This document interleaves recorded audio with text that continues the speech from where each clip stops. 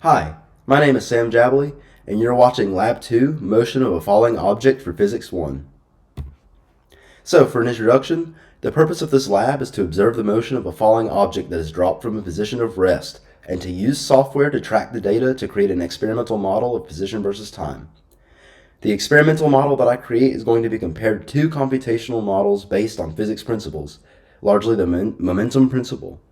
The first showing only the effect of gravity, and the second showing the effect of gravity and drag on the ball. This lab will illustrate the concepts of gravitational force, the momentum principle, and drag. The computational model with drag should be more accurate than the gravity-only model. So, some details about the experiment. The Earth ball served as the system while everything else served as the surroundings. The experimental model was made using Tracker. The computational model was made using GlowScript, assuming that position only on the y-axis is measured. Approximating the average velocity as the final velocity, since the net force is not constant, was something that I did as well. So, some physics principles.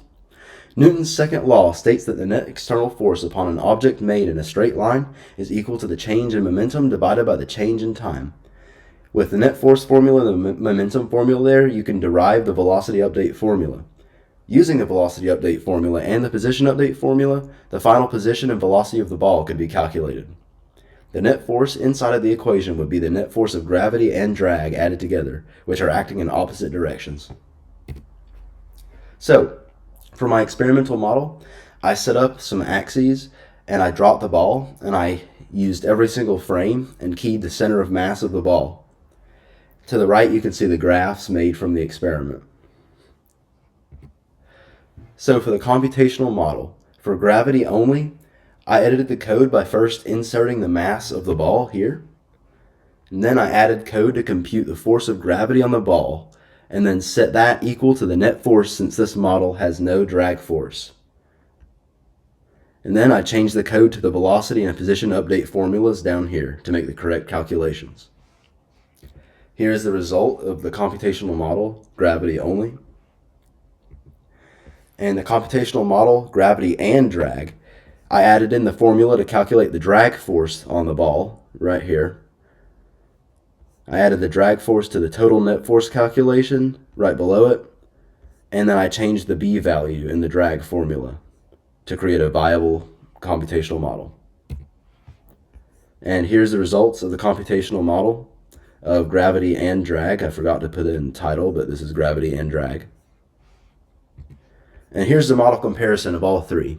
As you can see, the experimental model far overshoots the two computational models, which are relatively close, and I have a reason for that in my errors. So, some possible errors. Obviously, tracking, it was tough to key each frame at the exact center of mass of the ball. In addition, the ball drop, it was not perfect. There was an X component, and you can kind of see it as the ball shifts around a little bit. And here is actually a graph of the X components. There it is 0 in some areas, but in other areas not so much. Air resistance is also not taken into account in this experiment. But the reason that I think the ball's trajectory overshot was the ball was incredibly light, which could account for a large overshoot of the gravity plus drag model. So, the discussion questions. Which models predict a terminal velocity? The model with drag and gravity accounted for is closest to predicting a terminal velocity, barring air resistance, due to the two forces summing up to a net force of 0 eventually, which is terminal velocity. So what if the ball was thrown downwards with an initial velocity instead of starting from rest? The ball's terminal velocity would be the same once it is reached, as terminal velocity does not depend on the initial velocity. It would reach terminal velocity quicker, however, due to the larger drag force present that would cancel out with the force of gravity quicker for the net force to equal 0, as the ball would be thrown down, causing there to be a larger drag force. Thank you so much for watching this lab, and I hope you learned something.